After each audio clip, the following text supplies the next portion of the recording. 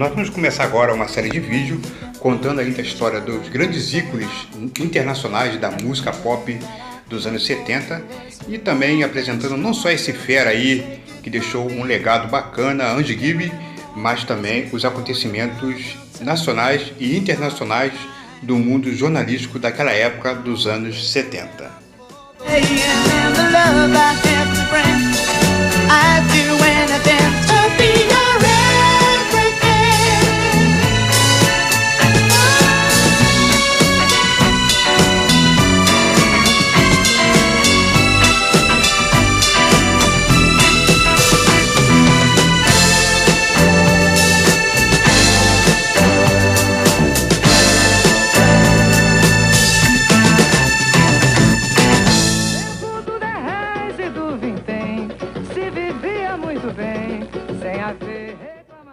Bom, nós vamos começar falando da crise econômica brasileira que afetou naquela época até o preço do quilo do feijão.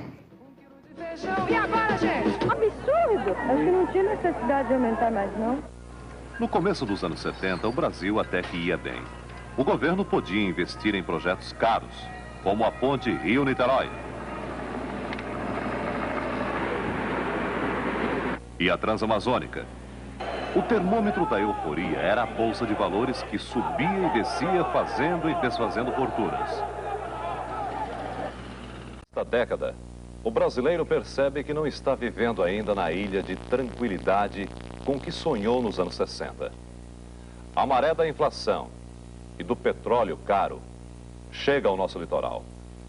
O custo de vida dispara e a dona de casa protesta contra a dança dos preços. Tchau. Um beijo para todo mundo. Juntamente com essa crise econômica que abateu na época, também vimos ali naquela fase, do nosso Brasil, também a imposição da ditadura militar que fez muitos saírem do Brasil, se despedirem, houve tortura política e uma grande convulsão nacional por causa do regime da época. Bom, eu mesmo que nasci em 64, eu fui filho da geração da ditadura, geração ditadura. Meu pai foi espancado algumas vezes na central por causa do regime militar. Ato público está proibido, não admitimos passeata nem comício. Está todo mundo preso. E hoje vão ser enquadrados na Lei de Segurança Nacional. Quantas pessoas foram presas? Não sei quantas. Quantas tiverem aqui? Acorda, amor. Onde é que nós estamos? Que o bicho é brabo e não sossega. Com certeza foi uma época assim bastante difícil, polêmica, uma época assim perigosa, Eu lembro que papai, quando eu saía, eu já tinha lá meus 12, 13 anos, um pouco mais à frente ainda na ditadura, eu era exortado muitas vezes a sair de casa com documentação, porque não era fácil a abordagem dos militares. Foi uma época muito difícil, obscuro na nossa história brasileira e que pouco foi comentado e falado nas escolas. Mas gerou muita cultura em torno disso, o Cântico da Libertação.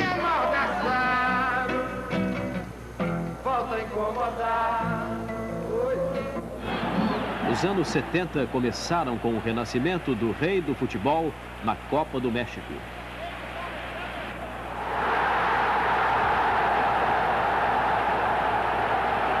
O herói artilheiro de todos os gols honrou a Copa do México com 2 quase gols, 2 belos clarões de sua eterna parceria com a bola. E uma das coisas que me impressionaram bastante nos anos 70 foi os grandes acontecimentos políticos com atentados até cinematográficos, como esse que houve aí no Egito contra o ditador Anwar Sadat, que foi morto em represália dos árabes.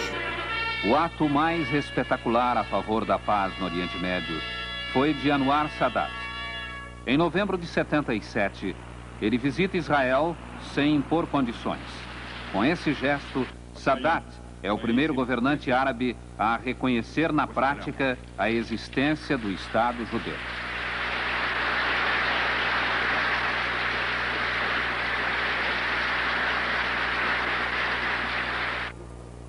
Em janeiro de 79, Egito e Israel assinam um tratado de paz. Para Jimmy Carter, mediador das negociações, A cerimônia de assinatura na Casa Branca é um momento de glória. Mas os palestinos não gostam do tratado e protestam. Os governos árabes apoiam os palestinos e rompem com o Egito. Em Israel, o primeiro-ministro Menachem Begin também enfrenta protestos. Muitos judeus acham que ele fez concessões demais. Os anos 70 terminam. Existe um tratado, mas o Oriente Médio não encontra ainda o caminho definitivo da paz.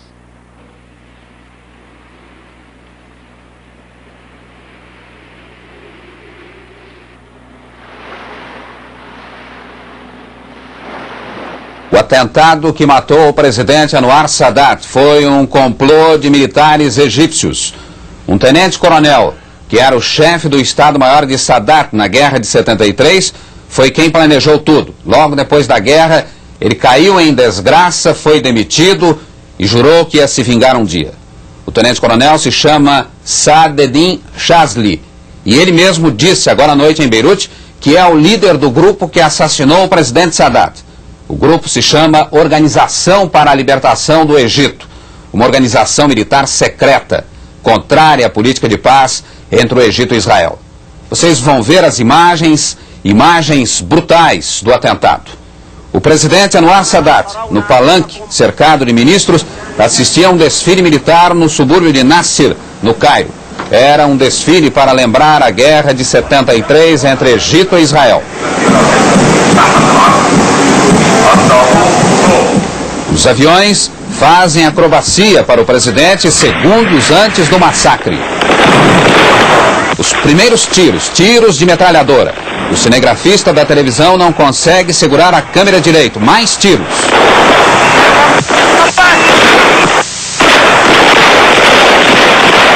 De longe, um soldado corre na direção do palanque. A câmera desorientada chega mais perto. Um massacre no palanque. A essa altura já se sabia. Os soldados que atiraram estavam num jipe da própria tropa que desfilava. O presidente Sadat já não está mais aí. Foi o primeiro a ser levado para o hospital ainda vivo. Fora do palanque, a segurança do presidente conseguiu prender 2 terroristas. Acredita-se que eram pelo menos 8 homens.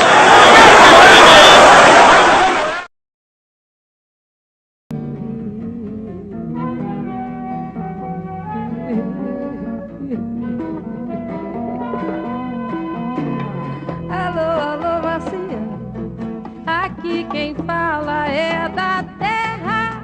Pra variar, estamos em guerra. Você não imagina a loucura. O ser humano tá na maior fissura. Porque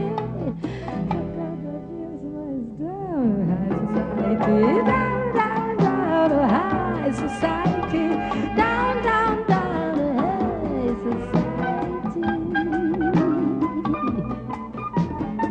Gente fina é outra coisa, entende? Down, down, down, down, down, high society.